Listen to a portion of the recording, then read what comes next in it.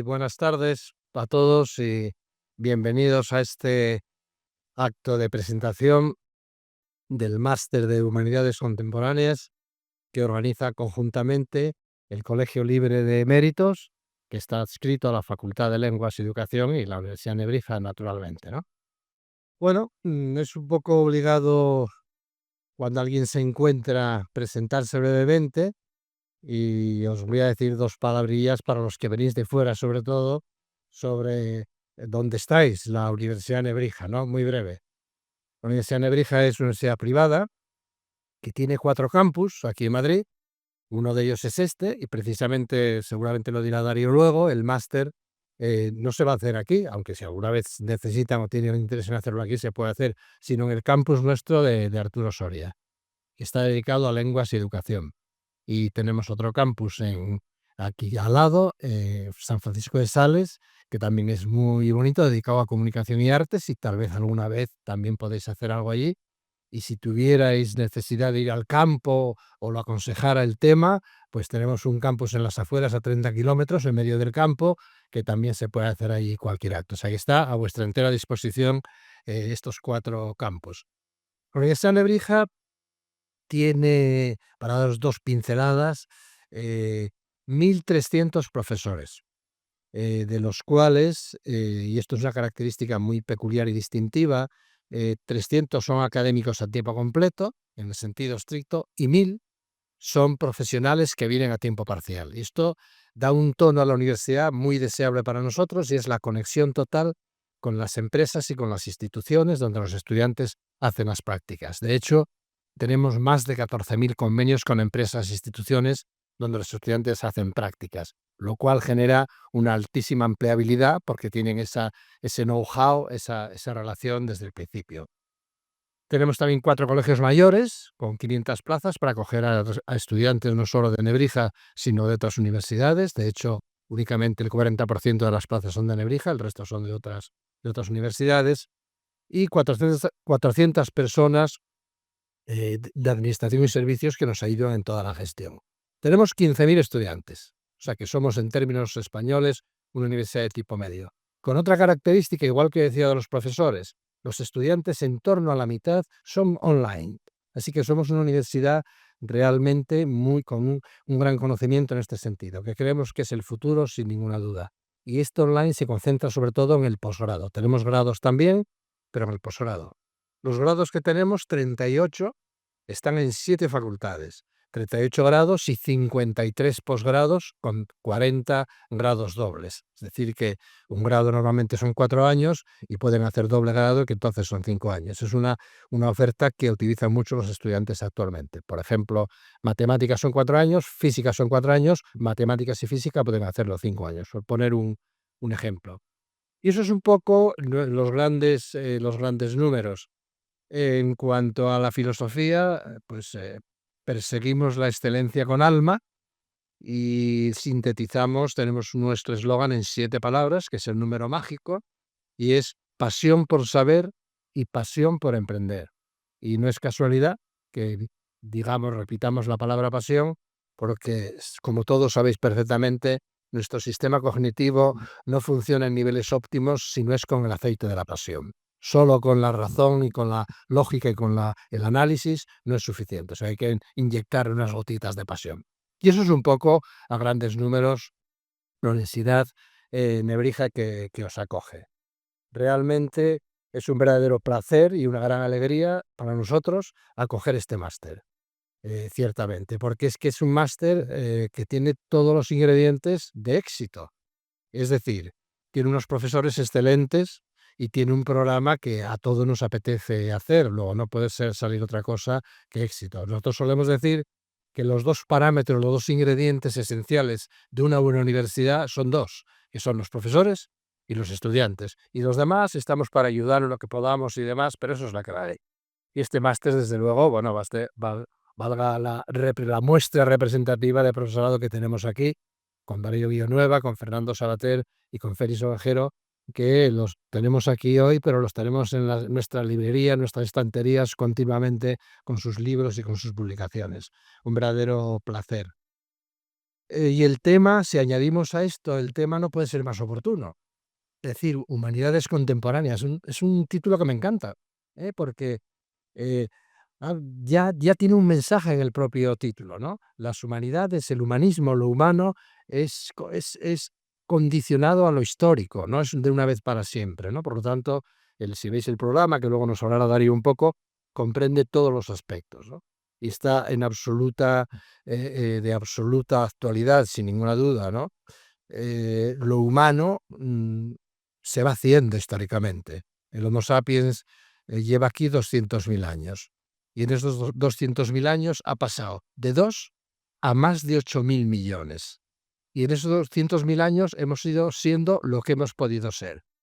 Y la tecnología ha condicionado a la cultura y lo humano. Somos dependientes. No se puede hablar de lo humano sin hablar de los desarrollos tecnológicos.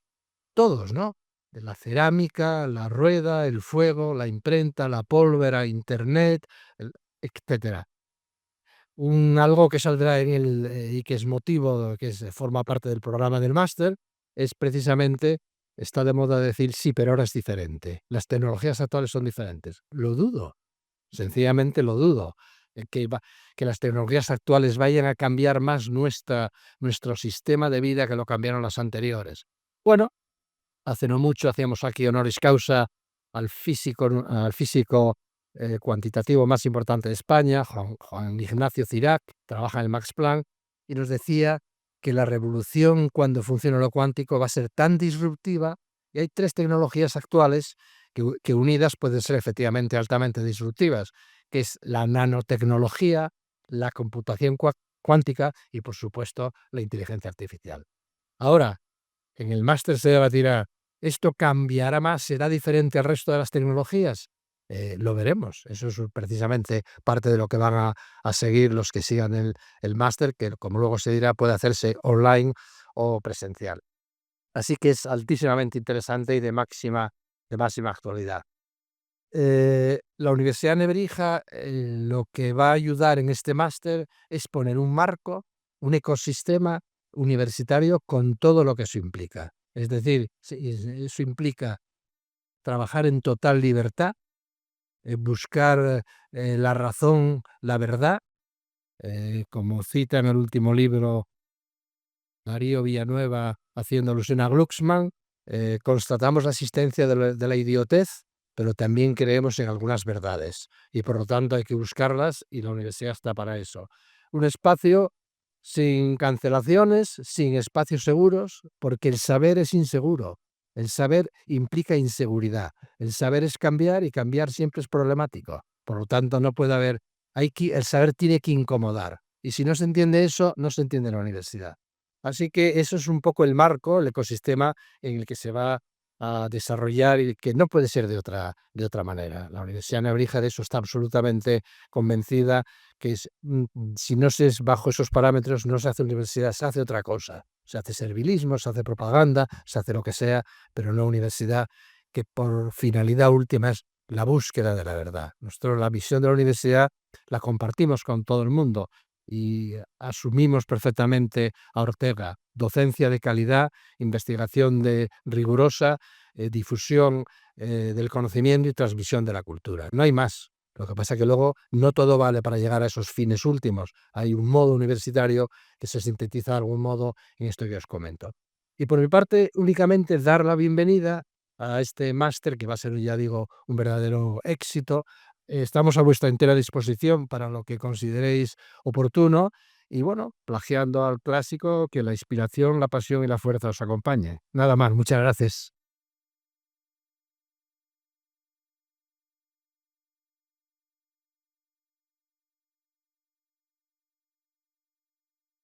Muchas gracias, señor rector, por tus palabras, por tu bienvenida. Nuestra gratitud desde el Colegio Libre de Eméritos y los profesores que vamos a desarrollar durante el próximo curso, este máster. Nuestro reconocimiento se extiende al conjunto de la Universidad Nebrija.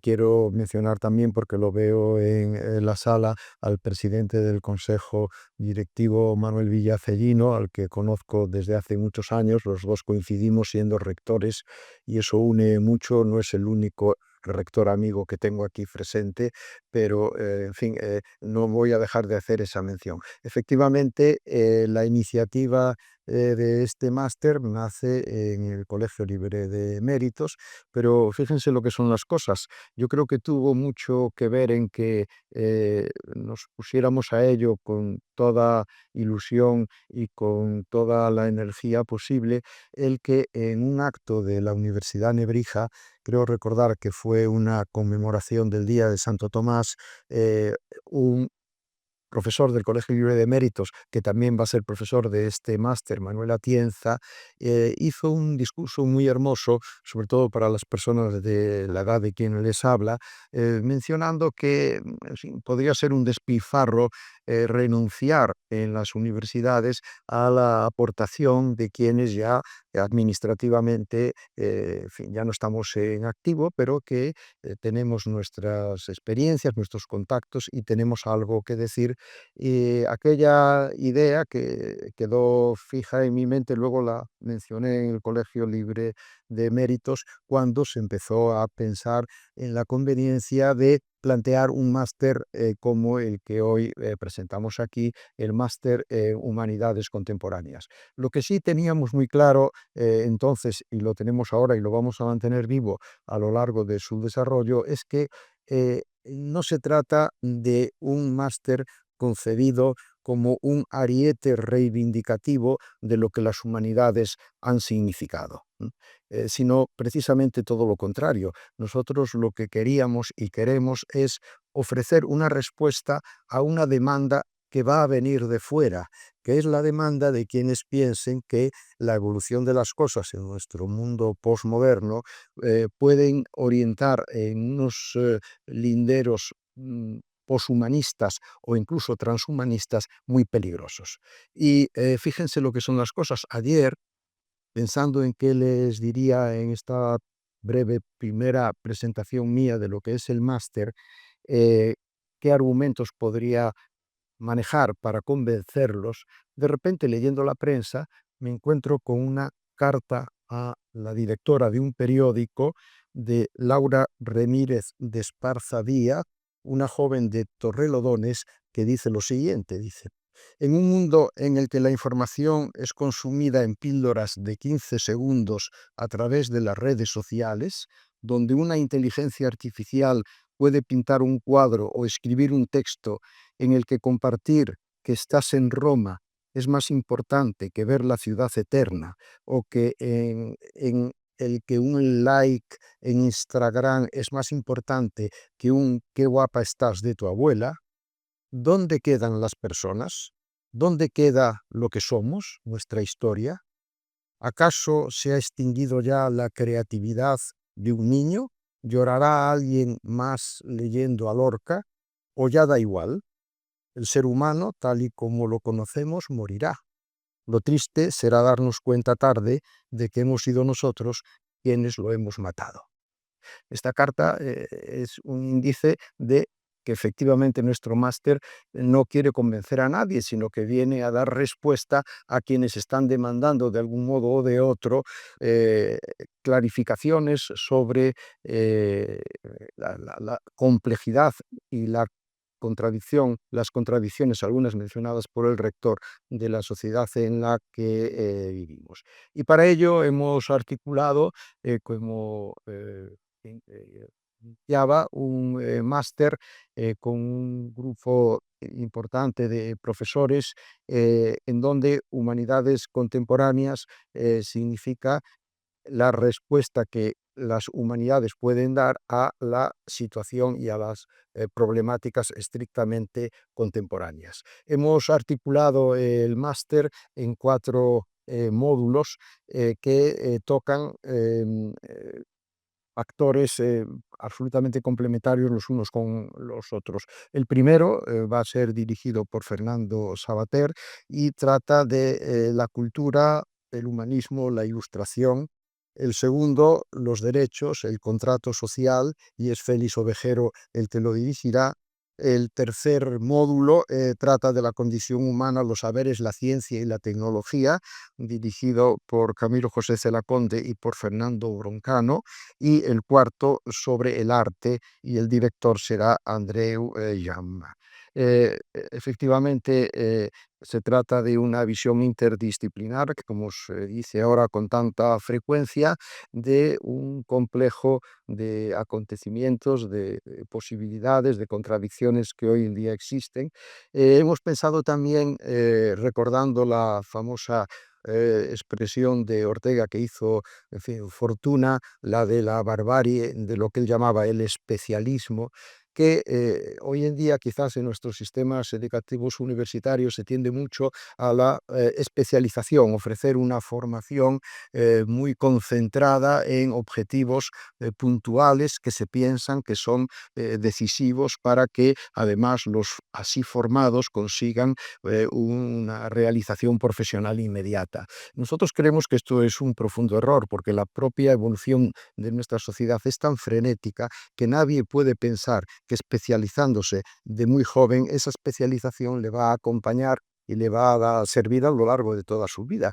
Más bien deberíamos de pensar en una formación continua en donde no solo habrá que cambiar de parámetros varias veces y de formación ad hoc, sino que incluso también habrá que cambiar de empleo y de lugar de trabajo y de planteamiento profesional. Y sin embargo, en este contexto, lo único que permanece es la solidez de unos principios inalterables que vienen de la condición humana en todas sus manifestaciones, en donde está, por supuesto, la expresión artística, en donde están los derechos humanos, en donde está la ética, en donde está el sentido crítico, la reflexión, el pensamiento, la propia posibilidad de mantener una relación empática con los demás.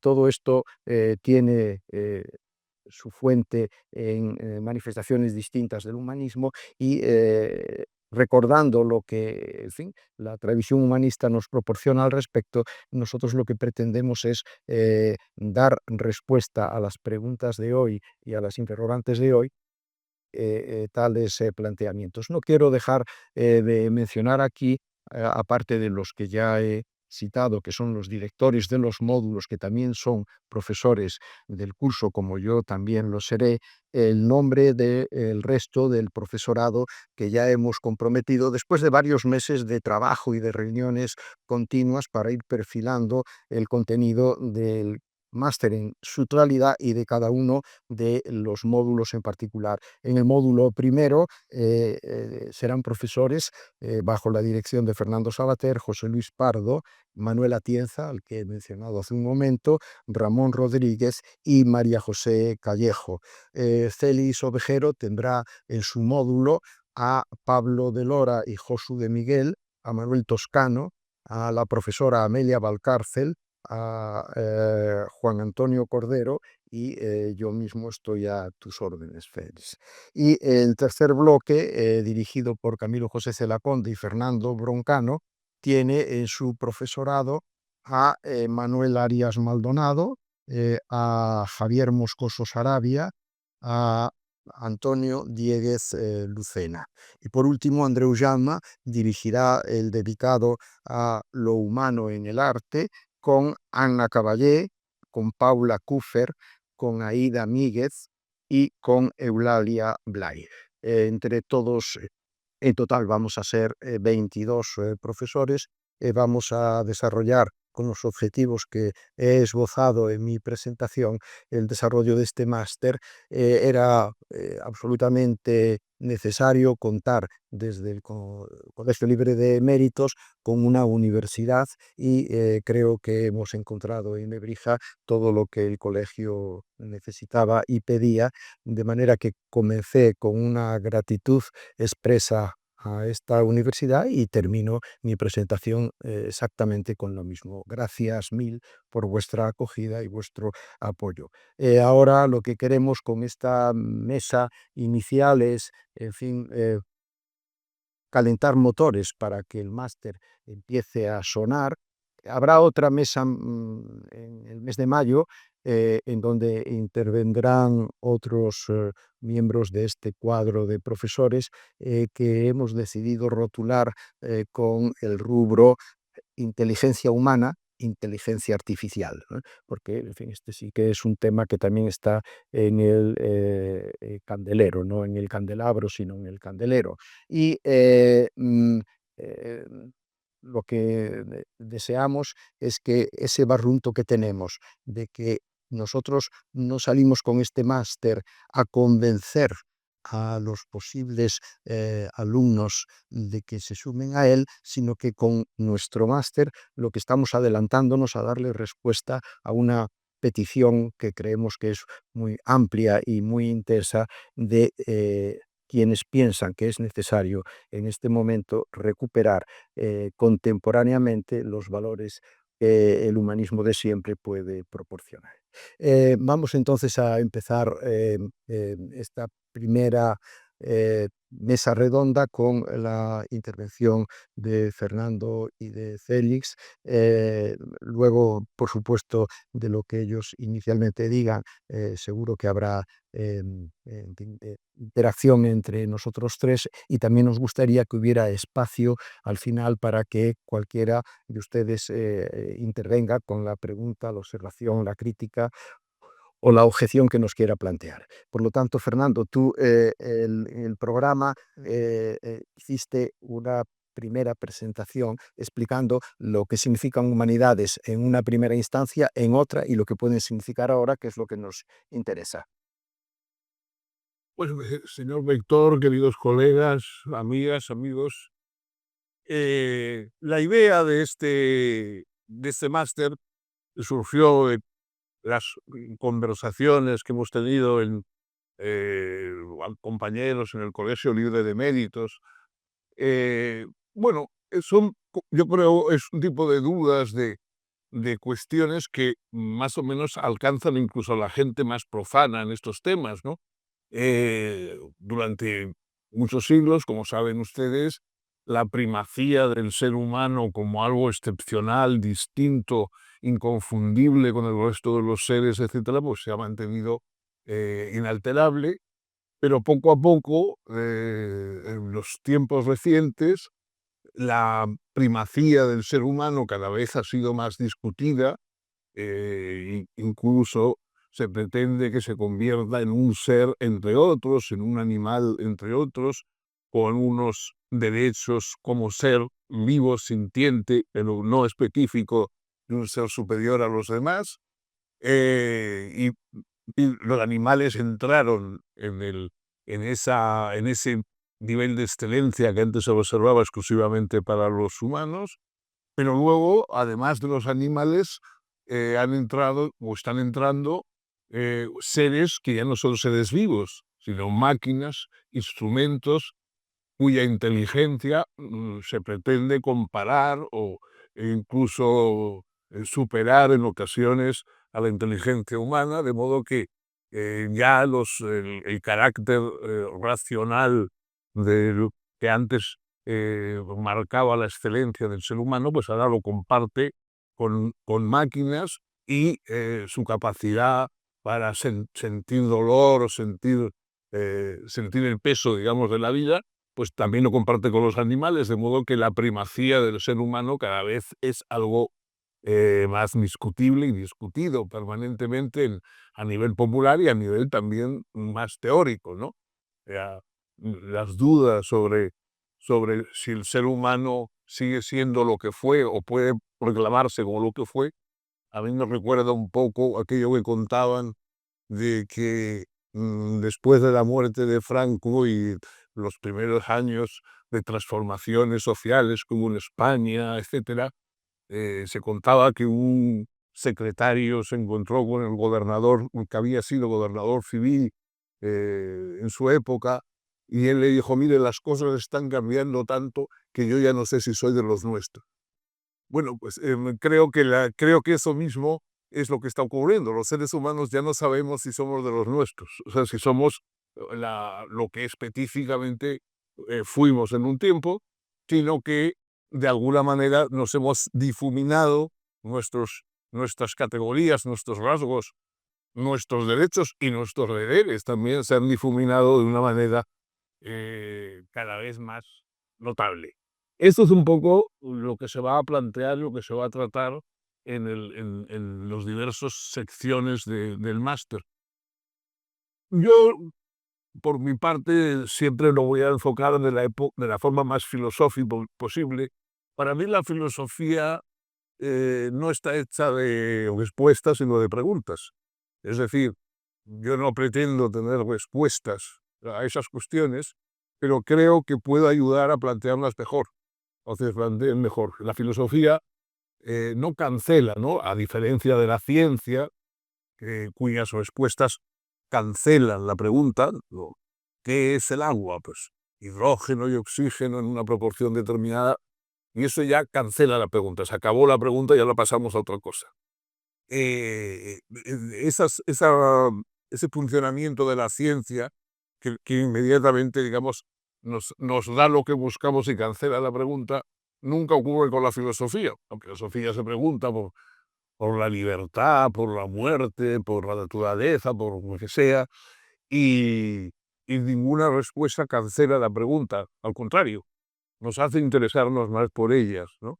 Las respuestas de la filosofía abisman un poco más nuestras preguntas, no las cancelan, sino que de alguna forma les dan una profundidad mayor, un interés mayor. Esto a mucha gente un poco le desespera, ¿no? Lo desesperante de la filosofía, y por eso es sustituida por cosas que se llaman filosofía y no lo son, esa especie de, de saber vivir y de estas cosas que se ponen de moda, de respuestas ante lo que es la felicidad, y estas cosas. Bueno, estas cosas que no son filosofía, pero que es lo que la gente de alguna manera acepta como filosofía porque son respuestas. No, lo que se busca es algo que poder llevarse a casa, digamos, ¿no? Cuando a Isaiah Berlin, que era el discípulo predilecto de Wittgenstein, ¿no? Durante muchos años, todo el mundo consideraba que el seguidor lógico que iba a tener Wittgenstein era Berlin.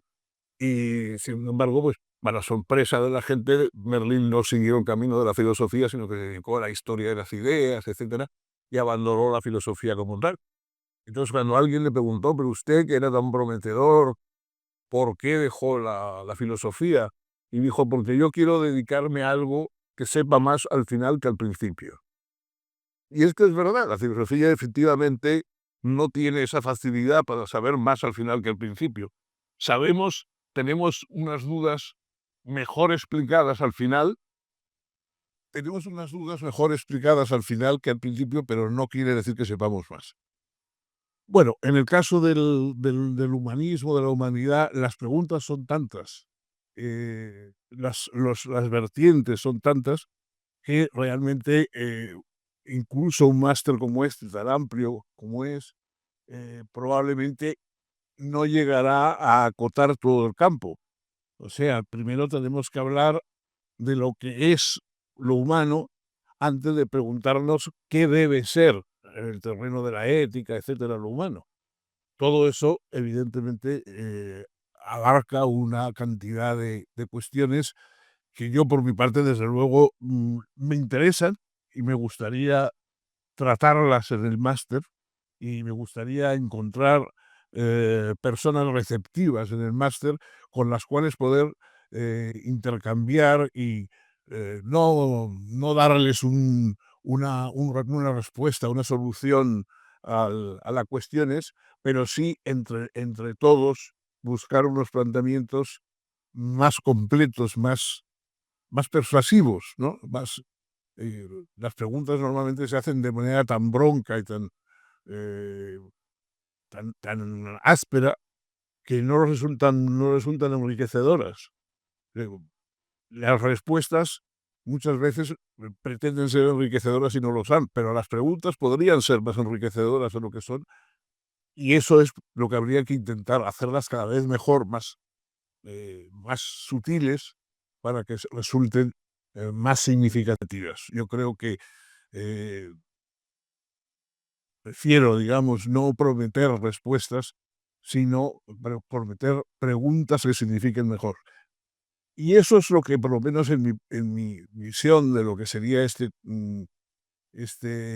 máster sobre humanismo, entendido de una manera muy amplia. Hay los profesores que forman parte y que han oído ustedes sus nombres, son personas de suficiente categoría y suficiente importancia intelectual como para que ellos hagan un poco su propio camino. Es decir, nadie va a decirles tienes que hablar de eso, tienes que hablar del otro, sino se les da un título, un tema como sugerencia y se espera que ellos de alguna forma planteen la cuestión de la manera más significativa y más rica para los oyentes, ¿no? Tengo mucha curiosidad, lo digo sinceramente, por saber cómo va este máster. Creo que puede ser una experiencia de conocimiento interesante para las personas que lo sigan y, por supuesto, para los profesores también. Los profesores esperamos con mucho interés el que los alumnos nos revelen qué es lo que queremos saber. O sea, vamos a intentar saber juntos, porque en la filosofía, como saben ustedes desde los tiempos socráticos, no se trata de que uno sabe y los demás no, sino de que uno intenta que sepan juntos todos, ¿no? Entonces, ese saber juntos, que es lo característico de la filosofía, por lo menos a mí, sería también lo que me gustaría encontrar en este máster. Muy bien, Félix. Bueno, no sé si es necesario el micrófono. No, yo creo que se oye bien, ¿no? Se oye bien, ¿no? Sí. Bueno, ante todo, muchas gracias por asistir, gracias al rector y a la institución, que al menos el ecosistema que se ve es conmovedor, y a los buenos amigos que han venido, que están aquí, que compartirán algunos de ellos el máster desde este lado, con perdón de la metáfora de la barricada, ¿no? Fernando comentaba y apuntaba a uno de los retos que nos encontramos ahora, y es el socavamiento de la idea de ser humano por ampliación del concepto, ¿no? Ahora se habla no con argumentos atendibles de personas no humanas. Es decir, hay un libro de Kymlicka, que es un filósofo apreciable, que habla de ciudadanos animales, ¿no? De ampliar el concepto de ciudadanía a otros bichos, ¿no? Bueno, a otros bichos, sin faltar el respeto a estos bichos, sino ampliando el concepto de bichos, ¿no? Y él decía, bueno, pues es verdad que al final pues tenemos ahí retos de si la unidad de valoración moral, que es la en torno a la cual ha gravitado nuestras instituciones, no son los ecosistemas, no son las naciones, no son la Tierra ni el planeta, sino los únicos que sufren, padecen y sienten y tienen aspiraciones, que somos los seres humanos. Sobre eso hemos edificado este modesto mundo de civilización muy asociado a los derechos humanos, pues quizá ese mundo empieza a flaquear, flaquea por el lado que él mencionaba, es decir, que ahora incorporamos a más entidades a los que hay que atribuir derechos, y flaquea por el otro, y aquí hay resultados de la ciencia, resultados de la ciencia que están interpretados, entendámonos. Cuando hablo de las ciencias, hablo de las ciencias serias. Ustedes ya saben de qué hablo. Entonces, que amplían, cuyas implicaciones, digo que no son estrictamente resultados, porque la ciencia es muy escuetas, las teorías científicas, no la ciencia, que es muy solemne, son muy escuetas en sus afirmaciones, pues tienen implicaciones que en cierta lectura de esos resultados son inquietantes, ¿no?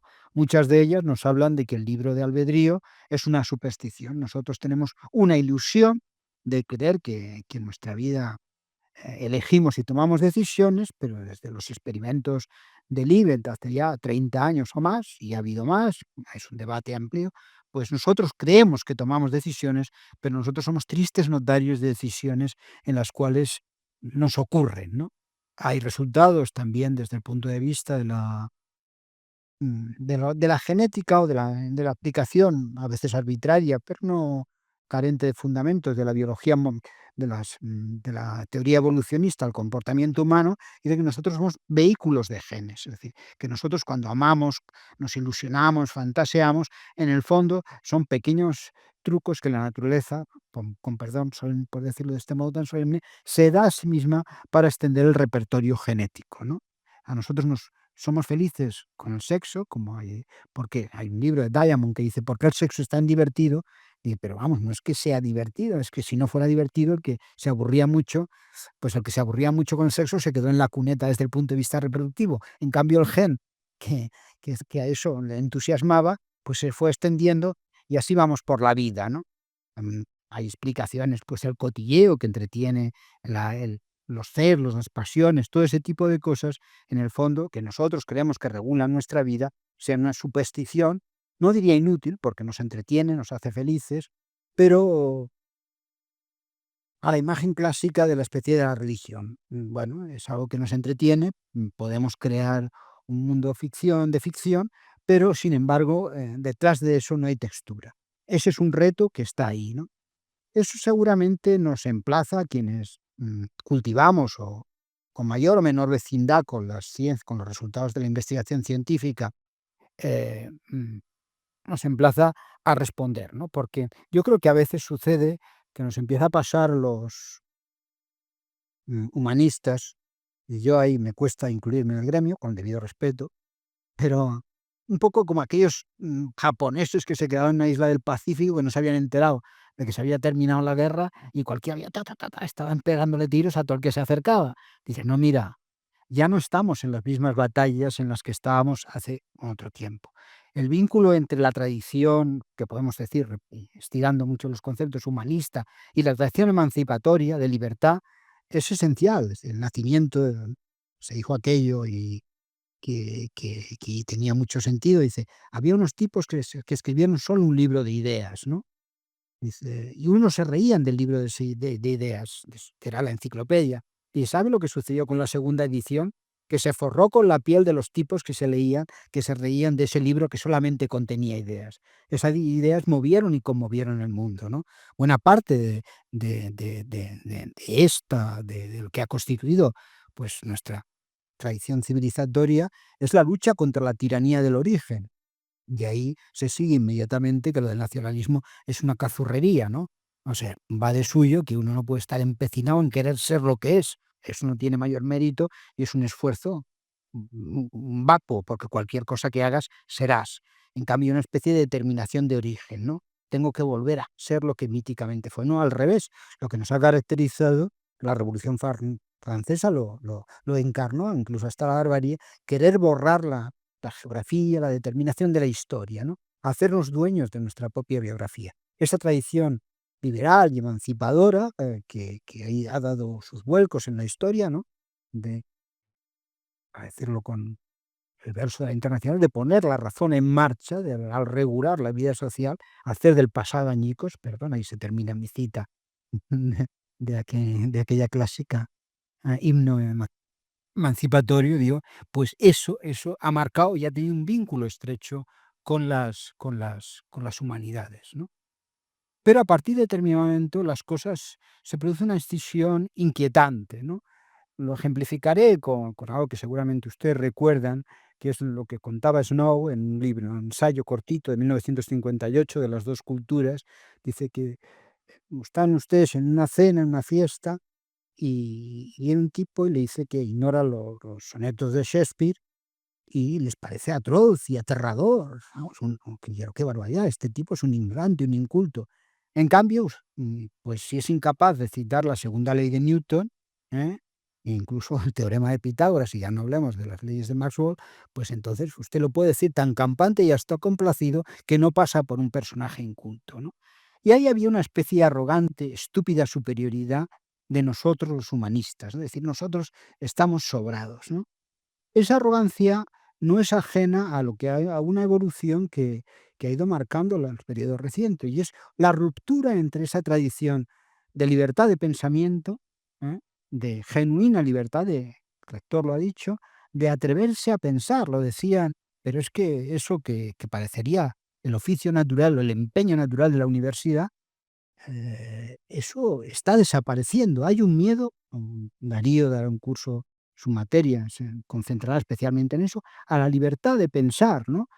Cualquier conversación, creo que lo decía Fernando, es un modo de descubrimiento compartido, el que se alegra de que el otro tenga razón, de que te ilumines. Y ahora, mis estudiantes, yo todavía sigo en activo en la universidad, son reaccionarios de izquierdas, es decir, tipos que no saben por qué, pero sostienen lo que sostienen, ¿no? Y atrévete a discrepar de eso, ¿no? Están encastillados en algo desprovisto de cualquier otro fundamento. Y no solo eso, sino que eso, que cada vez está más erosionado por debajo, porque los resultados, no hay resultados, seguramente porque está en la naturaleza del empeño, como decía Fernando, ¿eh? Por eso Isaiah Berlin, que tampoco era un gran filósofo, pero bueno, pues, pues lo dejó, ¿no? Seguramente porque quería saber algo más y ya abandonar esas preguntas que cuando una pregunta no tiene respuestas, que a lo mejor la pregunta es que no tiene sentido, que es lo que dirían algunos filósofos, ¿no? Entonces, bueno, pues frente a esos resultados solventes nuestro presente está marcado por eso. La ingeniería genética, la inteligencia artificial, estamos ante desarrollos científicos que nos emplazan ante debates morales. Eso habrá que discutirlo porque finalmente incluso el afán de conocimiento es una decisión de racionalidad práctica, no irracional. Esa contraposición entre ciencia y razón es falsa. El propio ejercicio de que queremos conocer el mundo es un ejercicio de la razón y eso es una decisión en algún sentido filosófica, previa y justificada o no, pero vamos, que esa tiene sentido. Pues que ese tipo de disciplinas que en principio habían tenido una tradición emancipadora, hoy son disciplinas absolutamente castradoras. Hace ya unos 30 años, un ensayo que muchos de ustedes conocerán, que un físico competente, físico, había dos, Bruman y un señor que se llamaba Sokal, ¿no? Que se ha dado en llamar el caso Sokal. Este señor escribió un artículo completamente condimentado de mecánica cuántica, que si patatín, que si patatán, y el resto eran absolutas majaderías, ¿no? Entonces lo envió a una revista posmoderna. Los tipos inmediatamente lo publicaron en primera, cubriendo. Y el señor lo que hizo dijo, mire señores, les he enviado un artículo que era un trastorno completo, una majadería. El único objeto era denunciar que a ustedes nada les importa de que tenga que ver con la razón. Eso suyo es una superstición compartida y en eso se han convertido las disciplinas que en ese momento estaban marcando la pauta intelectual, ¿no? En aquel momento aquello causó cierto rubor en la academia, ¿no? Porque, uy, por Dios, nos han mostrado las vergüenzas. Hace unos 4 o 5 años se hizo algo parecido. Se envió una serie de papers, la perspectiva de género en los perros de los parques y otros de cariz parecido, ¿no? Y se enviaron a revistas académicas, humanísticas y lo que queramos. Pues bien, cuando lo enviaron y volvieron a producirse el mismo experimento, de pronto dijeron, miren, ven ustedes, lo suyo es bazofia, no tiene sentido, no tiene... Y entonces, ¿qué hicieron? Denunciaron a los señores que habían hecho este artículo porque estaban seriamente traumatizados y para ellos era un coste de psicólogos es decir, estaban a la ofensiva. Bueno, pues esa es la situación en la que ha derivado y, buena parte de las humanidades, una situación de genuino y merecido desprestigio. ¿Eso es susceptible de ser rescatado? Porque desde luego el mundo no va tristemente o no por los sonetos de Shakespeare, va con la mecánica cuántica, lo que aludía el computador cuántico, los desarrollos de la inteligencia artificial que tienen que ver pues, con las investigaciones de Turing y ese tipo de trabajos y por supuesto con los resultados del ADN. Hoy bueno, el año pasado supimos, o ya lo sabíamos, pero se ha ido más o menos, que el virus que nos trastornó la vida no había salido del bicharraco, ¿cuál era? No, bueno, un galopino, no me acuerdo ahora cómo se llama. Pangolín, no era del pangolín, sino que era un virus escapado de un laboratorio. Es decir, eso quiere decir que un virus con el genoma modificado puede acabar con la especie. Y eso es investigación básica, ya no es aplicación. La investigación básica hace eso, lo posibilita. Entonces tenemos genuinos retos y ante esos hay que responder. Y no basta con rogatorias. Entonces, ese tipo de disciplinas, y claro, eso sobre todo nos emplaza a tradiciones de pensamiento. Hoy el feminismo, en sus últimas corrientes, la última está, que yo me leí, quizá estemos en la sexta o en la novena, pero no, pues sencillamente duda de la biología. Si el concepto de mujer desaparece, no se sabe muy bien qué quiere decir derechos de mujer. Ni siquiera la idea de yo me siento mujer tiene sentido, porque para que yo me sienta mujer, el concepto de mujer ha de estar definido previamente. Si no, es, carece de toda significación. Pero eso es resultado de una disciplina ajena completamente a los resultados que conocemos de la investigación científica. ¿Que eso nos entregue a un cientificismo fanático? Por supuesto que no. Que además nos encontramos con retos inmediatamente políticos, ¿no? Que es quizá la parte que a mí me interesa. Pues nosotros hemos construido unas sociedades que se cristalizan, mal que bien, con el Estado de Derecho, que tampoco es una obra de ingeniería. O sea, a veces tenemos esa tentación tan humana y también explicable biológicamente incluso, de recrear nuestro pasado para crear nuestra propia historia. Es decir, el estado del bienestar, un montón de instituciones se han hecho parchando, no es aquello como, pues qué sé yo, el arquitecto que dibuja un plano y luego lo convierte en un genuino edificio, sino que hemos ido construyendo nuestras instituciones para preservar ciertos valores que nos importan, y eso eran importantes. Entonces, esas instituciones hoy se enfrentan a retos en donde la misma pues, la inteligencia artificial, cualquier serie que ustedes vean ahora de Netflix, lo que sea, te plantean, bueno, pues que no puedes creer en la mitad de las cosas que veas porque te pueden estar diseñadas, tenemos las caras, eso pasa en China, pero también pasa en Londres, que la cara de cualquier individuo que va por la calle está perfectamente identificada y se sabe quién es, ¿no? Y esos son desarrollos científicos. Claro, ante eso nos encontramos, pues, si queremos condensarlo inapropiadamente, pero en lo que están en los retos actuales, pues los chinos van como un tiro y nosotros no vamos como un tiro. Entonces, podemos conciliar la preservación, podemos hacer la ilusión de tantos, no, no, es que esto en el fondo siempre acabará consiguiendo la superioridad.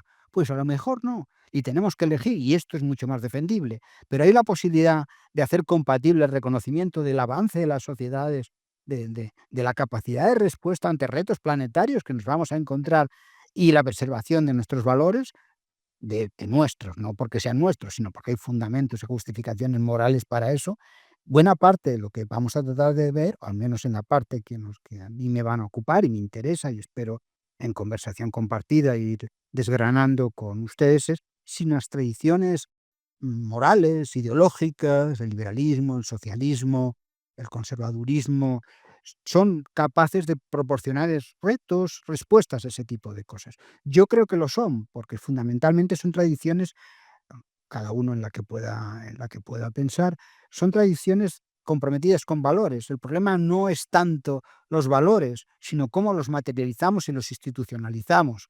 No es, pues el socialismo no es nacionalizar las cosas, para decirlo con una cosa, sino que es asegurar que cada uno pueda, en condiciones de igualdad, asegurar sus propios proyectos de vida, por resumirles mucho, algo que luego eso lo podemos hacer con mercado, planificación, eso ya son cuestiones, esas sí son científicas técnicas y esas son resultados de la investigación que hay que estar atentos. Pero por otra parte, sí que parece razonable que aquellos valores de libertad, igualdad y fraternidad, que mal que bien hemos conseguido ir gestionando a la hora de ordenar nuestra vida compartida, son susceptibles no solo de preservados, sino que pueden estar en peligros y han de ser los que tutelen incluso esos desarrollos científico-técnicos. Pero sobre todo lo que no podemos estar siguiendo permanentemente de espaldas a lo que se está produciendo, a los cambios del mundo y a los cambios en el conocimiento del mundo, que son dos tipos de situaciones diferentes, ¿no?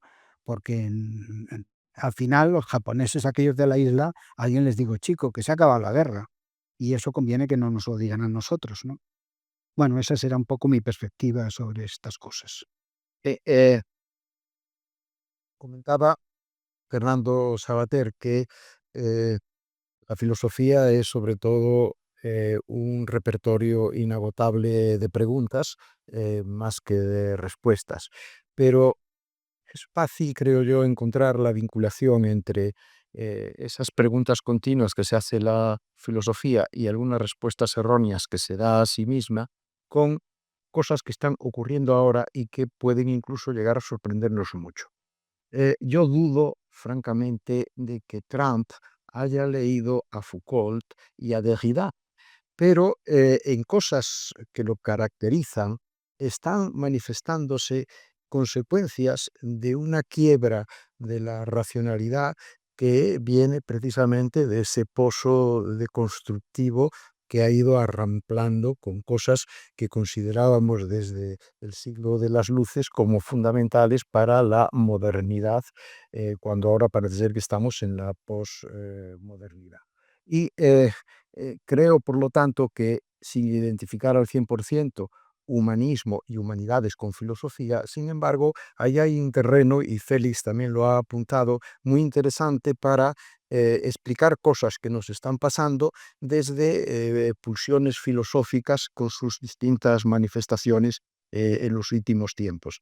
Por ejemplo, ahora el negacionismo científico, por supuesto en el terreno político, la quiebra total de la separación de los poderes y ese relativismo absoluto de negar las constituciones dentro de lo que algunos llaman ya la postdemocracia. El prefijo post está teniendo un éxito extraordinario, se está utilizando ahora para todo, ¿no?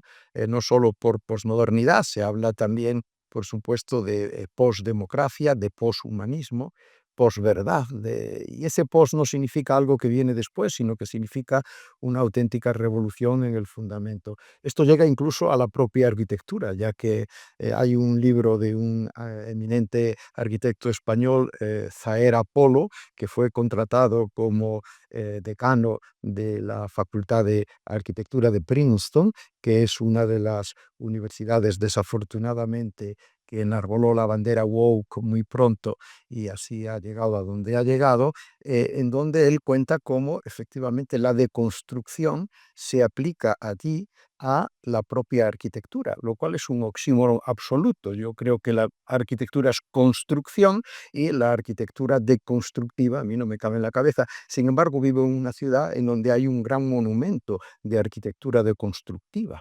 debido a un arquitecto precisamente del grupo de Princeton, que Peter Eastman, que ahí está, ¿no? Entonces, eh, eh, os tengo a los dos aquí, vamos a dar también espacio para que haya preguntas. He mencionado al principio de mi intervención la crítica a la barbarie del especialismo de Ortega.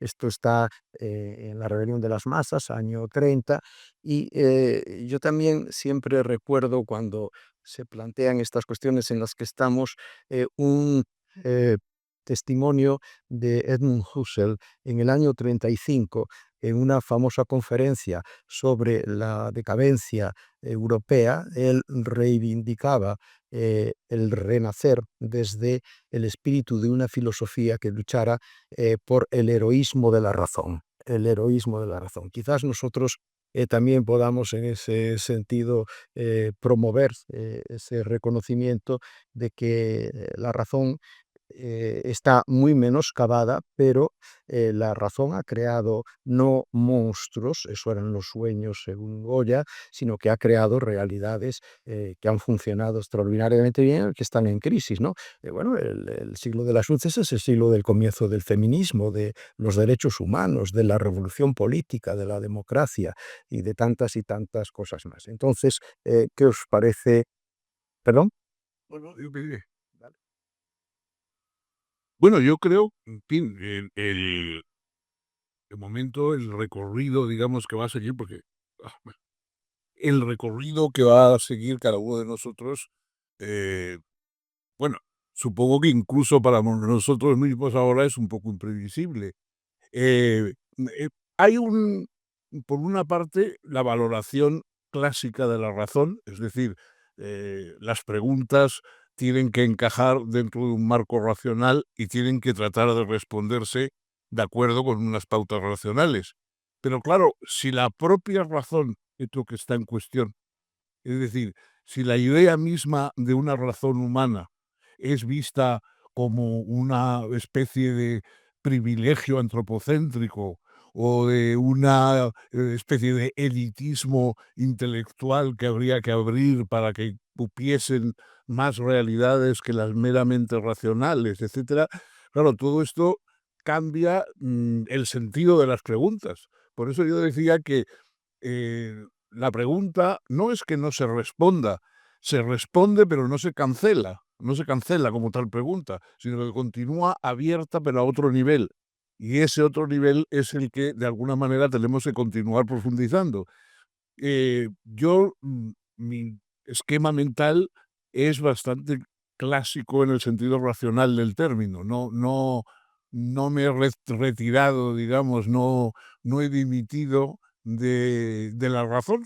Me sigue pareciendo algo característico del ser humano, pero hablo de la razón, no del cálculo. Hoy, con la entrada de los mecanismos artificiales de inteligencia, etcétera, cada vez más la razón se traslada, digamos, hacia lo que es el cálculo y queda desvirtuado, a mi juicio, desvirtuada respecto a la función humana que ha seguido hasta ahora. Yo creo que ahí hay una puerta de entrada, por lo menos para que a mí me interesaría una puerta de entrada en el conocimiento del humano. Es decir, ¿por qué un ser humano está diseñado para pensar pero no para calcular? Una- es un planteamiento dicotómico que ya está en Heidegger, por ejemplo, y en otros autores. Pero me parece importante insistir hoy porque el cálculo cada vez más se come las funciones del pensamiento y reivindicar lo específico del pensamiento frente a lo calculable es, yo creo, una de las funciones que puede tener, o al menos algunos aspectos de nuestro máster, ¿no? Es que hay una cita, Fernando, muchos de ustedes reconocerán, de un filósofo que para mí fue maestro y que muchos que, aunque ya era de otra generación, que decía, con esperanza, sin esperanza y aún contra toda esperanza, la razón es nuestro único asidero. Estamos instalados en la razón, no podemos, bueno, tú dices, es que estoy en contra de la razón, argumentamelo. Mm, Claro, si alguien intenta argumentar contra la razón, se queda paralizado porque está utilizando aquello que supuestamente condenaría.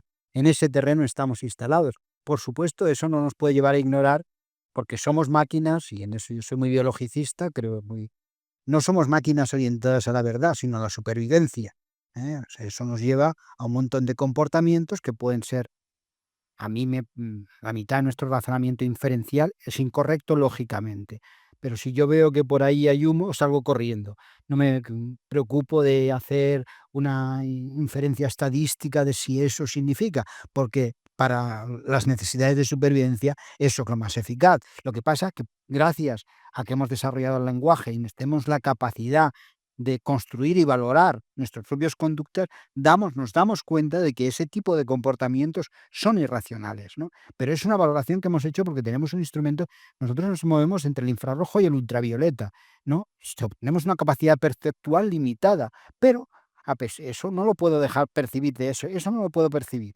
Pero sin embargo puedo hacer teorías sobre aquello que no puedo percibir, porque el lenguaje me ha permitido extrañarme a mi experiencia, a mi proceso natural. Yo puedo hablar sobre mundos posibles, sobre cómo organizar mejor la vida colectiva, sobre un montón de cosas, que de eso es de lo que vamos a tratar de hacer, cómo ordenar más cabalmente el mundo. Y eso no forma parte de mi mundo de experiencia. Yo puedo hablar de centauro, que es algo que no existe, pero es que mezclo dos conceptos, equino y humano, y genero un concepto nuevo. Eso es una capacidad nuestra, característica de la especie, potenciada por lenguaje y que me ha permitido pues vencer disposiciones violentas. Los varones somos particularmente agresivos. Eso está en el programa, porque hemos sido cazadores-recolectores, somos celosos, nos gusta comer lo dulce, porque eso tenía contenido energético alto. Pero todo eso, que no siempre, ahora en nuestras condiciones actuales de la especie humana, es ventajoso para la propia supervivencia.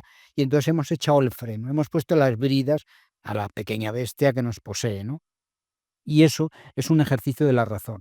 E insisto en lo que decía antes, y creo que en eso estamos todos de acuerdo. Incluso la decisión de investigar ciencia y conocimiento es una decisión racional previa. Esto vale la pena, no estamos entregados a...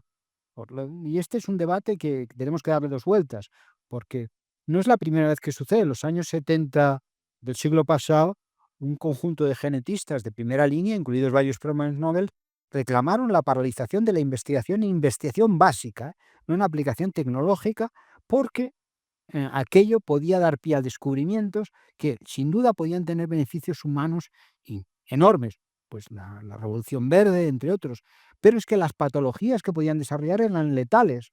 Y aplicando, si alguno del gremio, el teorema de Bernoulli, ¿no? Aquello que dice esperanza por probabilidad, por muy baja que sea la probabilidad, más en fino, porque si no, no salíamos de aquí. La probabilidad por la esperanza, si el desastre es muy catastrófico, aunque sea muy poco probable, vamos a ser prudentes y vamos a frenarlo. Y es algo que ahora mismo, después de lo del COVID, se ha planteado, decir, oiga, es que las condiciones de los laboratorios no están hechas, o sea, eso puede pasar cualquier día. No solo puede pasar, sino que si ese conocimiento está disponible, alguien va a poder lanzarlo.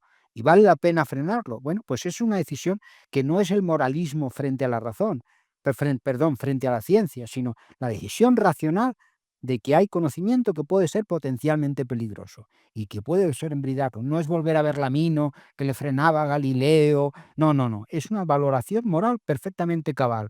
Y en eso tiene algo que decir lo que han sido tradicionalmente las humanidades. Ahora bien, para que eso pueda suceder, las humanidades tienen que dimitir de toda la charlatanería que han estado prohibiendo el acto de pensar. Y en eso la izquierda ha tenido una responsabilidad terrible, porque ahora, como titulé un libro, la izquierda es conservadora fundamentalmente al defender la tradición, la inercia y ese tipo de cosas, ¿no? En fin, y Trump es un fenómeno que precisamente como aparecía lo woke, a la gente le sale la vez de déjense de gilipolleces, con perdón, pero déjense de gilipolleces. Y claro, vamos, yo escribí, estando en el 92 en Chicago, una cosa de los primeros que me publicó Fernando en Claves, que no sé si se acuerdan ustedes de Ross Perot. Ross Perot era un tipo que era el precedente de Trump. En un momento en donde aquello empezaba a parecer la locura, en donde del PC, que decían, de la corrección política, pues salió lo que salió y esto tenía que salir. Antes de darles la palabra a ustedes, quisiera terminar mi intervención con un párrafo último de la introducción al máster. El máster es fruto de muchas sesiones de trabajo de los promotores del mismo en la sede del Colegio Libre de Eméritos, de manera que no es una casualidad la elección de los enunciados de los distintos módulos y seminarios, ni tampoco la elección de los profesores. De eso, créanme, les puedo dar absolutas garantías. Pero la introducción sintética y muy clara, como todo lo suyo, se debe a Fernando Savater, y él allí efectivamente menciona el humanismo como un compendio, una enciclopedia de todos los saberes y de todas las prácticas culturales y artísticas que la humanidad ha producido a lo largo de la historia. Pero a la hora de concretar qué es lo que nosotros pretendemos, él escribe lo siguiente: el objetivo de este máster multidisciplinar es estudiar cómo recuperar el para qué humanista en cada uno de los saberes y prácticas que hoy acaparan el desarrollo vertiginoso, tanto técnico como comercial o bélico. No partimos de principios ya establecidos y asumidos como tales, sino de una antigua inquietud que esperamos se abra camino a lo largo de nuestras sesiones de trabajo, es decir, el para qué del acervo de las humanidades, el acervo humanístico al que no renunciamos, y de manera muy especial tampoco a esa última herencia positiva de la racionalidad de las luces que desde el siglo XVIII está a nuestro servicio y que ha sido desde muy pronto objeto de ataques y de revisionismos deconstructivos. Por lo tanto, este es en síntesis, creo yo, con el tiempo del que hemos podido disponer, el resumen de lo que este máster quiere ofrecer. Y, en fin, nos agradaría mucho que cualquiera de ustedes nos haga las observaciones o las preguntas que quiera hacernos ahora.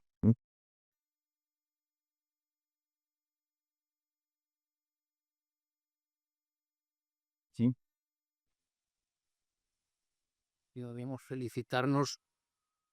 felicitarnos no solo el Colegio Libre de Méritos, que por supuesto, sino mucha gente, y muchos se ve ya por la propia presencia aquí.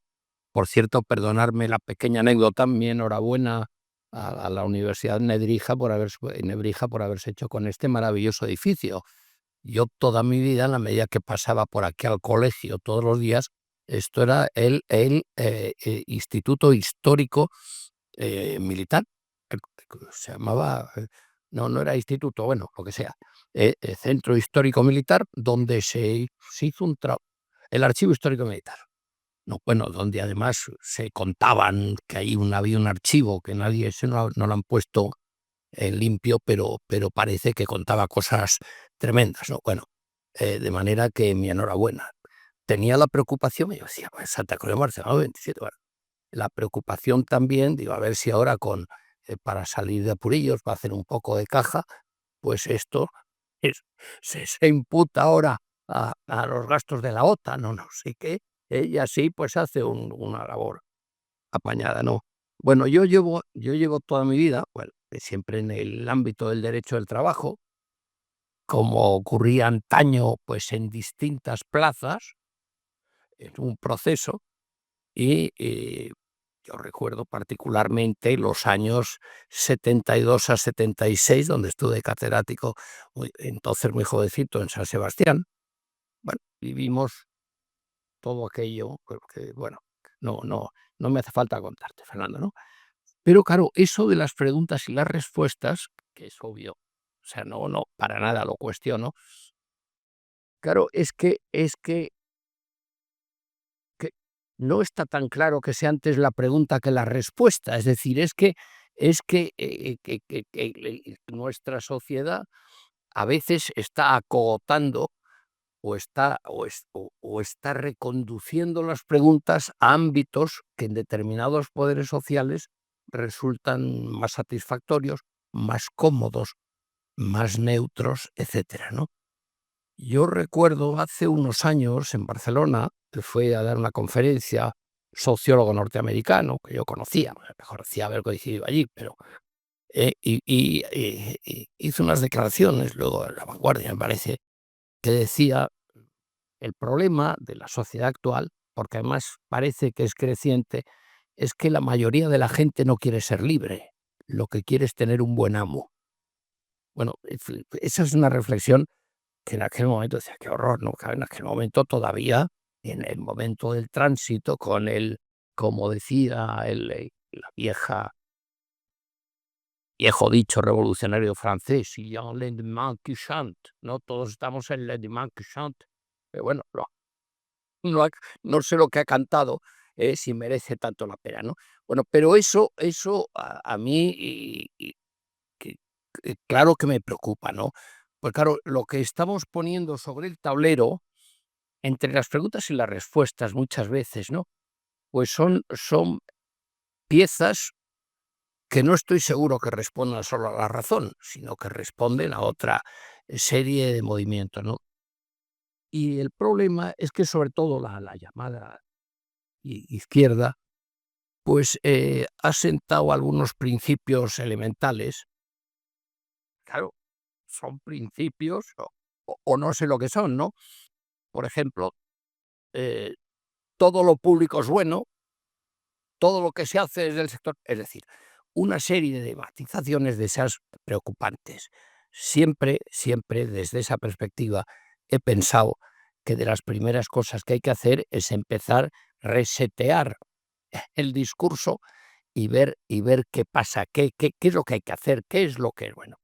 Bueno, además de eso, yo creo hombre, que también es bastante preocupante, pues el perder de vista, por ejemplo, yo recuerdo coincidió por razones de edad, eso demuestra a dónde hemos llegado, por razones de edad coincidió que yo estaba en una beca en París, justo en el momento del Mayo francés, ¿no? Bueno, en una beca, en un núcleo intelectualmente muy serio, que era el grupo de Esprit, donde estaba, bueno, había una serie de intelectuales importantes, pero ahí estaba, yo le veía a diario, pues Jacques Delors, personaje colosal, estaba Decamp, estaba Edmond Mer, y una cosa que a mí me llamó mucho la atención, con el fervor de la juventud de aquel momento, ¿no?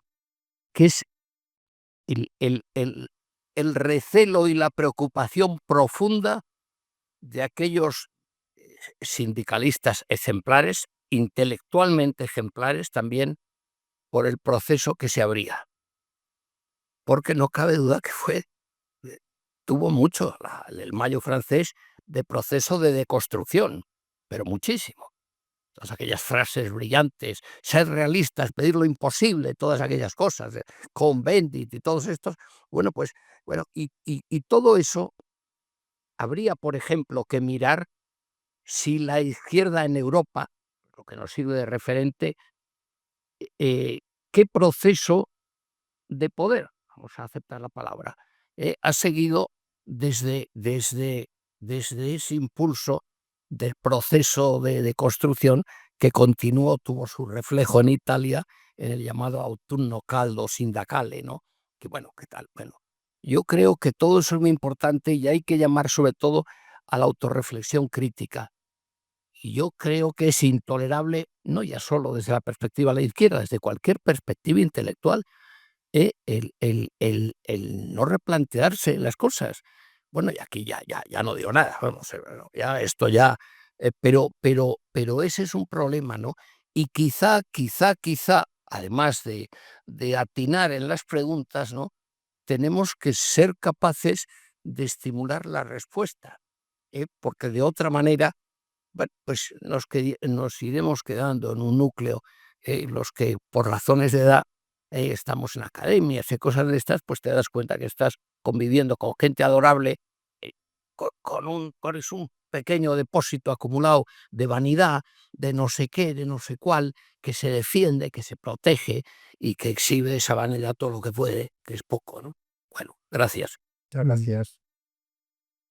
Antes mencionaba yo al rector Villacellino y que acaba de hablar el rector Montalvo, que no lo mencioné por su nombre, pero estaba en mi mente. Muchas gracias por tu observación. Sí, el presidente del Colegio Libre de Eméritos. Sí. Bueno, buenas tardes y muchas gracias y enhorabuena. Yo quería preguntaros si creéis que un futuro en el que la inteligencia artificial parece que va a tener una importancia cada vez más relevante y donde es posible, no lo sabemos, pues es posible que generaciones futuras tengan dificultad para tener criterio, para tener capacidad de juzgar si lo que te dice la inteligencia artificial es correcto o no. ¿Creéis que el humanismo puede sobrevivir en ese entorno? Bueno, Sí, sí. ya. Félix va a contestar, pero la segunda mesa para presentar el máster, que va a ser en el mes de mayo, se titula Inteligencia humana, inteligencia artificial, que es exactamente el tema que ahora se nos plantea, ¿no? Inteligencia artificial, pero hay una inteligencia humana no natural, inteligencia humana, que ahí está quizás la respuesta a la otra posibilidad de esa inteligencia artificial. No, respondiendo, tratando de abordar ese problema que planteabas, me he acordado de una historia que no es verdadera, pero es muy bonita. Por tanto, vamos a creérnosla, que se contaba que cuando los astronautas norteamericanos necesitaban un bolígrafo para escribir cuando estaban en las naves espaciales, ¿no? Y era un verdadero problema. En ausencia de campo gravitacional, pues el bolígrafo, pues obviamente no funcionaba. Y los tipos allí se quebraron y estaban empecinados en responder con la tecnología. Y entonces a los rusos, ¿qué se les ocurrió? Utilizar el lápiz de toda la vida, ¿no? Dar un paso atrás y el lápiz, pues, de carbono les permitía escribir, ¿no? Entonces quizá, eh, no digo que voy a abordar, sería, vamos, una estupidez forma de pensar pero quizás el paso atrás, que es lo que nos proporciona la mirada inaugural que tenía en ese momento, nos lleva a encontrar un modo. No es que estuviera respondiendo, no respondía a la misma pregunta, porque ya no era responder a la pregunta del bolígrafo, a la pregunta hidráulica de cómo conseguir, sino era otro asunto. Tengo ese reto y ese reto no lo voy a resolver por ese camino, con ese marco intelectual o con ese marco de problemas, sino con ese marco más rudimentario, más esencial, pero que me lleva a no percibir cuál es el genuino problema al cual me estoy enfrentando, ¿no? Entonces, desde luego, el del reto de la inteligencia artificial es desbordante, ¿no? Bueno, ya hablarán de la singularidad y esas cosas, estamos en un punto de no retorno y si vamos a ser inmortales, que es el otro en lo que que por cierto todos los investigadores de esto coinciden que vamos a ser inmortales cuando lleguen a los 60 y tantos años. Que vamos, se cumple en ellos, que les va a dar tiempo de tomarse la pastilla 314 que se están tomando actualmente. Fernando, ¿quieres? No, que lo parece muy bien, no tengo más que decir. Ujú. No, yo lo único, lo único que me preocupa un poco es que la inteligencia artificial, de la cual sabemos científicamente bastante poco, por lo menos la mayoría de las personas conocemos poco de la inteligencia artificial, pero recurrimos mucho a explicar todo por la inteligencia artificial o como una posible respuesta ante cualquier perplejidad, ¿no? Es decir, yo me tendería, digamos, a ser un poco más cautelosos con el uso de lo de la inteligencia artificial, porque parece que sabemos muy bien de qué trata, o que con solo mencionarla ya se han resuelto los problemas, ¿no? A mí me recuerda un poco, hace muchos años, allí en el Ramiro de Maeztu había una especie de sociedad de filosofía que dirigía el padre Mindán, Lindán Manero. Mindán. Y bueno, y ahí pues se planteaban temas de filosofía, se discutían entre la gente y tal. Y siempre, cuando estábamos, no sé, hablando de Leibniz o hablando de cualquier tema trascendente, y entonces de pronto se levantaba un señor que era siempre el mismo y decía, esto los orientales lo resuelven con el yin y el yang. Todos decían, bueno, ¿y cómo aplican el yin y el yang? Y él decía, eso solo lo saben los orientales. Se sentaba. Entonces, a mí me empieza un poco a parecer que esto de la inteligencia artificial es como el yin y el yang, que es una cosa que habrá quien la domine, pero como respuesta y como solución a los problemas, el humanismo, la ética, etcétera, a mí me deja bastante menesteroso. ¿Sí? Ah.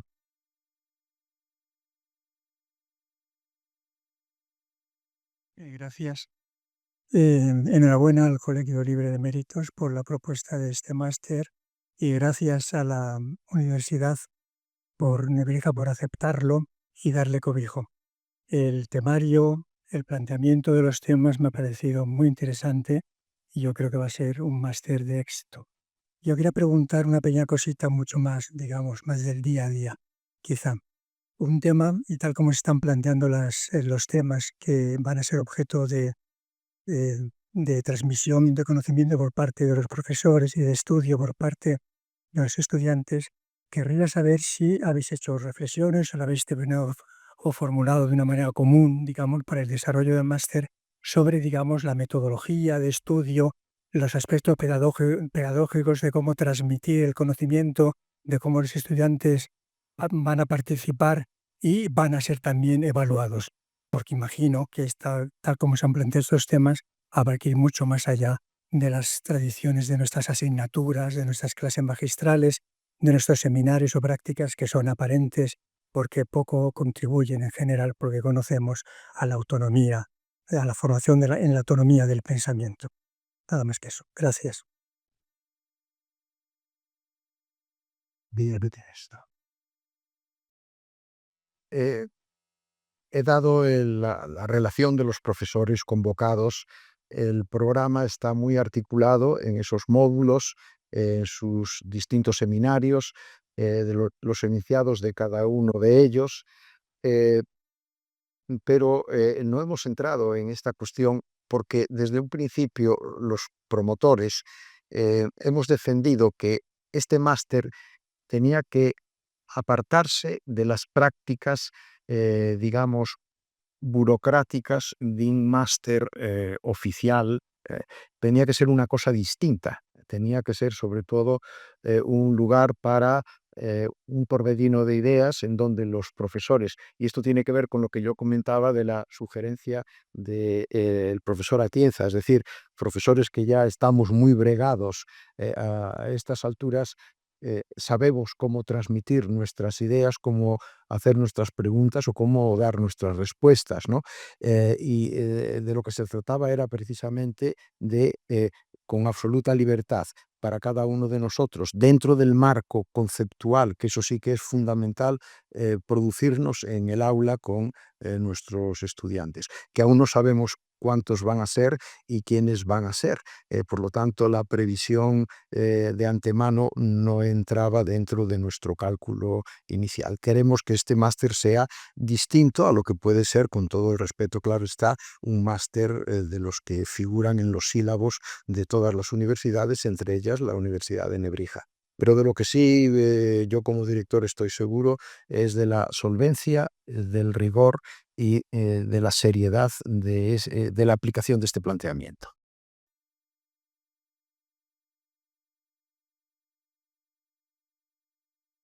Buenas tardes. El año 1969 andaba yo de becario como ingeniero en los laboratorios más importantes de electrónica del tiempo, ITT, trabajando sobre inteligencia artificial, que consistía en encontrar problemas manejables con la lógica filosófica, utilizar el álgebra de Boole de unos y ceros, y luego tirar de un catálogo que acababa de salir de los primeros microchips para resolverlos. Ha pasado el tiempo y han aparecido muchas herramientas útiles para pensar, para trabajar, para hacer mil cosas. Antes de que existiera la inteligencia artificial, existió una herramienta magnífica que fue la enciclopedia, ¿verdad? Que eran todos los saberes perfectamente articulados a disposición del público. Mucho tiempo después apareció Internet,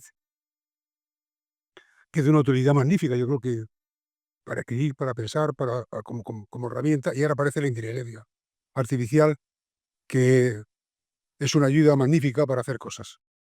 La inteligencia artificial presenta tres problemas muy tontos. Primero, es que es una inteligencia que no entiende la ironía, por ejemplo. Si uno juega con la ironía, con la inteligencia artificial, se muere de risa. Dos, la inteligencia artificial no es capaz de hacer ninguna pregunta. No es capaz de hacer ni una sola pregunta. Pero lo más importante, no es capaz de innovar, de inventar, de crear algo nuevo. Por tanto, colocar a la misma altura filosófica la inteligencia artificial, que mi amigo Enrique se niega a llamarla inteligencia, y yo con él, con la inteligencia natural, pues me parece que es un juego interesante para llamar la atención, pero filosóficamente me parece que carece de interés.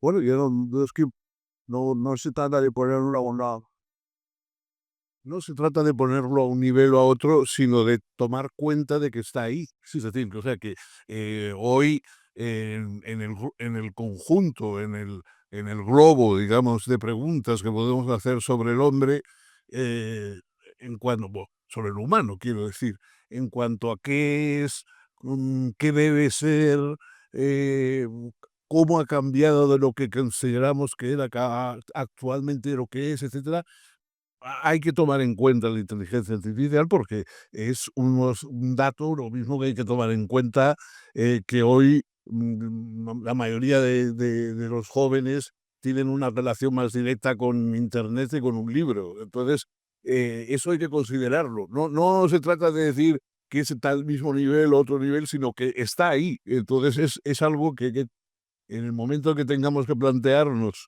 las cuestiones sobre lo humano, hay también que haber lo humano como ser viviente, es decir, la relación entre lo humano y la vida, lo humano como conciencia de la vida, y luego la relación entre una inteligencia o una especie de conciencia, no sé si se la puede llamar así, pero que no es humana, que no es viva.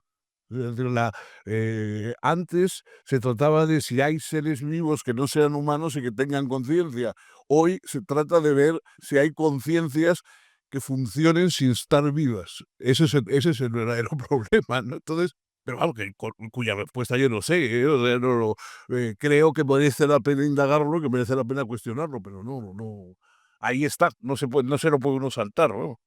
Ujú. Sí, precisamente creo que he mencionado que la segunda mesa que vamos a hacer para presentar el máster se titulará Inteligencia humana, inteligencia artificial, no inteligencia natural versus inteligencia artificial, no, no, inteligencia humana, porque ahí está la clave desde nuestra perspectiva de un máster de... Y luego, efectivamente, el instrumento que está haciendo popular la inteligencia artificial es el chat GPT, al que la gente está recurriendo.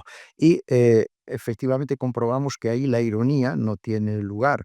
Tampoco tiene lugar la iniciativa, es decir, que el chat por sí no se dirige a nosotros planteándonos nada. Pero hay otra cuestión muy importante que tiene que ver con varios de nuestros módulos y varios de nuestros seminarios, que es la cuestión ética.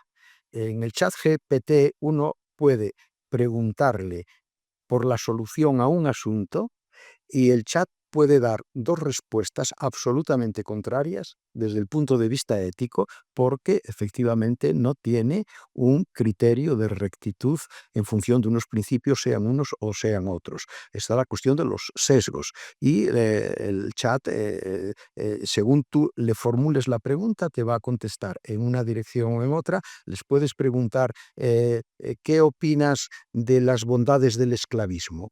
Y la respuesta del chat es argumentando de las bondades del esclavismo. Mientras que si le preguntas qué horrible fue el esclavismo, ¿por qué? Te contestará con todas las miserias y todas las crueldades. Quiero reconocer que eso de dar dos respuestas contrapuestas a una misma pregunta no es exclusivo de la inteligencia. No, no, claro que todo. No, no, no, claro que sí, sí, sí, de acuerdo, de acuerdo. En eso estamos de acuerdo. Pero la inteligencia artificial también incurre en ese mismo vicio, ¿no? Eh, No, yo lo que pasa es que siempre que decimos esto no lo hace la inteligencia artificial, dices, vale, vale. ¿Y la raíz cúbica de 3014 me la haces tú en 30 segundos? Me emplazaría. Y nosotros, claro, hay un montón de retos que no somos capaces. El problema, vamos, no estoy descubriendo nada nuevo, lo obvio del reto está en el primer debate que hubo a partir de lo que se llamó el test de Turing, si ustedes se acuerdan, ¿no? En su día, que dice, mire, usted se pone, vamos, para quienes no hayan escuchado nunca, los demás es redundante, pues están ustedes en una habitación y le pasan una pregunta por debajo de la puerta, entonces le preguntan cualquier cosa. Entonces, si algo le responde, entonces le parece una respuesta compatible con lo que ustedes habían preguntado. Ustedes, a la raíz de lo que le ha respondido, le vuelve a preguntar. Y entonces, si mantiene una conversación, cualquier cosa que haya al otro lado, es inteligente. Decía, no hace falta que tenga que estar materializado o instanciado en materia orgánica como nuestro cerebro, sino que puede estar materializado en chips o en lo que fuera, ¿no? Del mismo modo que uno puede volar, pues a través de las técnicas, un globo aerostático, que a través de un avión, todo eso es volar, y de las técnicas de un ave, ¿no? Son distintas maneras de volar, pero el concepto persiste, lo que pasa es que lo materializa físicamente en otras. A eso le respondió, y aquí termino el cuento de historia del pensamiento, Shirley, que le dijo, mire, imagínense que está usted a este lado de la habitación china, perdón, de una habitación, no tiene ni repajolera idea de chino. Entonces le pasan una pregunta en chino, por un lado. Entonces usted empieza a mirar en su manual de chino un montón de respuestas que son compatibles con esos garabatos que le envían, pero de los que no tienen ni repajolera idea, y lo envía. Y entonces el tipo que está al otro lado, que es un chino competente, le vuelve a enviar otra combinación de signos. Usted le vuelve a contestar y así mantienen una supuesta conversación. Y entonces dice Shirley, usted verdad que no ha entendido nada de la conversación, porque comprender es algo más que un cálculo, que es un algoritmo, que un procedimiento. Desde entonces todo esto ha entretenido a los filósofos que de algo han de vivir, ¿no? Pero vamos, el reto estaba ahí. Es decir, yo no creo que es verdad a estas alturas, yo ya no me atrevo a afirmar que algo no lo va a hacer, porque en algún sentido la creatividad es la combinación de conceptos que previamente teníamos, Y entonces, si la inteligencia artificial tiene un talento, entre algunos de los talentos que tiene es combinar marcos conceptuales diferentes. No es que a nosotros se nos ocurra nada, sino pues las leyes de la gravitación se le ocurrieron no a un tío porque le caía una manzana en la cabeza, porque si no estaríamos arrojándonos manzanas en la cabeza cada día, sino porque el tipo estaba con esos problemas, ¿no? Entonces esos retos son los que invitan a pensar que estamos ante problemas genuinos de los cuales yo no me atrevo a anticipar que no va a ser capaz de responder a algunas consideraciones. Y claro, siempre nos quedaría la respuesta terrible de decir, es que eso que ustedes consideran problemas son supersticiones, ¿no? No digo que sea verdad, pero que a lo mejor estamos en un mundo de ficción, que es mi terrible, mi pánico, ¿no? Muy bien, muchas gracias a todos ustedes por esta asistencia a nuestra primera mesa de ronda para presentar el Máster de Humanidades Contemporáneas. Les emplazamos para que asistan a la segunda, ya que hoy ha quedado pendiente el tema de la inteligencia humana y la inteligencia artificial. Y tanto el Colegio Libre de Eméritos como la Universidad Nebrija también les pide ayuda para que difundan la existencia y la promesa de este máster al que esperamos que acudan los estudiantes interesados desde las distintas carreras o estudios que puedan estar haciendo por resolver estas preguntas, o mejor dicho, plantearnos las preguntas a los profesores, que intentaremos salir del paso como podamos. Muchas gracias.